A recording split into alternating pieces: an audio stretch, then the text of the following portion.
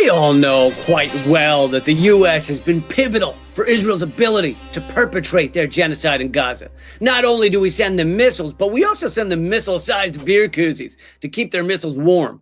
But what doesn't get talked about nearly as much is the involvement of Britain, the UK, America's daddy, who birthed us from his loins. The UK hasn't done anything wrong, have they? I mean, they drink warm beer, which... so they wouldn't even know what a beer koozie is. But Britain is blameless in this thing Israel is doing. I mean, other than running around saying genocide is fine and good and proper, and arresting journalists like Richard Medhurst for reporting that genocide is, when you really study it, in fact, not fine and good and proper. So other than that stuff, Britain is not involved. Except for the 500 military flights they've sent over Gaza. But I'm sure the flights were totally for something wonderful, like dropping teddy bears down to the children of Gaza, or maybe the actors from Downton Abbey were paratrooped in to raise morale. So what was the reason? The flights have been shrouded in secrecy, raising concerns about whether British intelligence has played a role in Israeli military operations. Oh, top secret flights over Gaza. Well, then the Downton Abbey thing seems kind of unlikely. But maybe a clue to the purpose of these flights would be to look at when they are most prevalent. Is it just prior to teddy bears being found all over the place? Fingers crossed.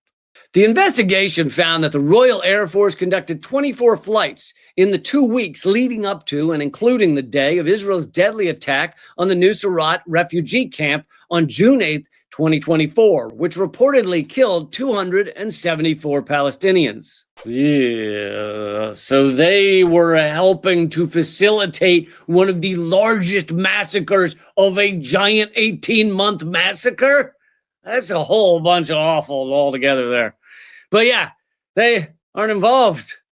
No. Meanwhile, nearly the entire British media establishment ignores this complicity in crimes against humanity. But one outlet, Declassified UK, is actually made up of real journalists. Not sure how that happened. Probably Keir Starmer let it slip through when he was busy getting his marching orders from the dark Sith Lord. You know, that guy always is like, meeting at 9 a.m. And you're like, oh, I'm barely awake. You know how it is. Anyway, a journalist from Declassified UK caught up with the head of the UK military, Admiral Sir Anthony David Radican. Admiral Radican, Chief of the Defence Staff. Lovely to meet you today. I'm a journalist from Declassified UK. We've been trying for months to get answers about the Royal Air Force surveillance flights that you're sending over Gaza and the intelligence that you're sharing with Israel. Have you got any comment on those that you can give to us? To a public accounts committee hearing, and I don't really have time for this conversation. Thank you. There you have it. The head of the UK military cannot walk and talk at the same time. Feel like you might want someone smarter in that position. But luckily, there is no talking necessary when pushing buttons to kill children. Whoop. But you're going to love his answer to these next questions. Do you have concerns about sharing intelligence with the Prime Minister of a country that's wanted by the International Criminal Court, Admiral? Is this why you joined the military, sir? Are you a disgrace to your uniform? Don't answer that, Admiral! No, it's a trick! It's a trick!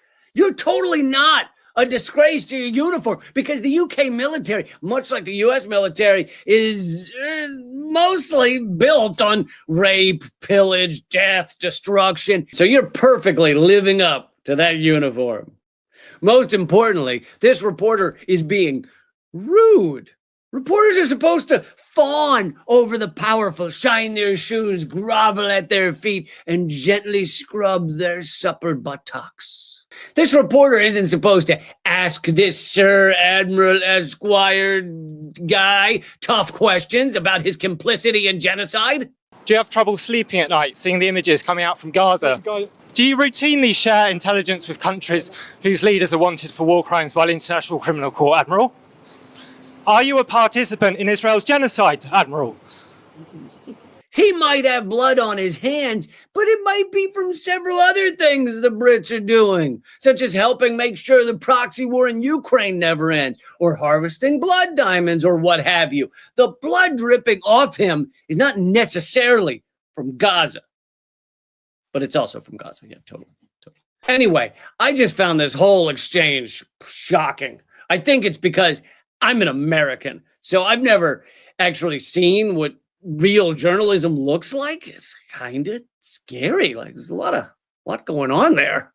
But maybe I'm being a bit harsh. Let's actually see how our U.S. journalists deal with the highest military official in the land, Secretary of Defense Pete Hegseth. I'm grateful for every opportunity the president has given me. And I was grateful to see the Hegseth army on the Easter egg roll yesterday in the backdrop. They are ready to go.